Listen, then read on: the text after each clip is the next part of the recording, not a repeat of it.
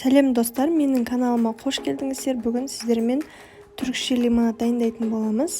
Өте дәмді болып шығады, міндетті түрде жасап көріңіздер. Лимонад дайындау үшін бізге бір лимон, бір апельсин және де шекер қажет болады. Алдымен кеңірек ыдысымызға шекерімізді салып, үстінен жылы суымызды құйып қоямыз. Біздің шекеріміз толықтай еріп кетуі керек. Және де үкіштің ең майдасынан лимонның сыртын өткізіп аламыз, яғни цедрасын.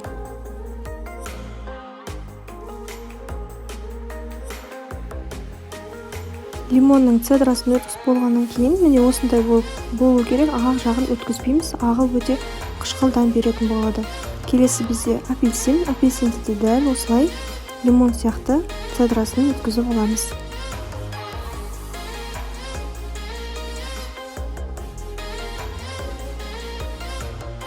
Келесі кезекте бізде апельсиннің соғы, яғни өз апельсиннің шырынын видеода көрсетілгендей қолымыздың көмегімен немесе арнайы құрылғылардың көмегімен тек қана шырынын алып, жаңағы суымызға қосатын боламыз.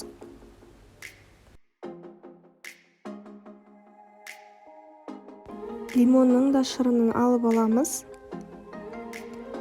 Араса дәнектері түсіп кетсе ештеңе қылмайды. Біз оның барлығын ситадан өткізетін боламыз. Лимон мен апельсиннің шырынын сығып болған соң, жақсылап араластырып, үстінен қайнаған су немесе фильтрден өткен таза су құятын боламыз. Жақсылап араластырып, холодильникке, яғни мұздатқышқа 1 сағатқа 2 сағатқа қалдырамыз. Дайын болған лимонадымызды ситадан өткізіп аламыз. Өте дәмді болып шығады. Әсіресе жаздың ыстық күндер ішсеңіз өте шөліңізді басатын сусын, өте дәмі де ерекше. Міндетті түрде жасап көруге кеңес беремін.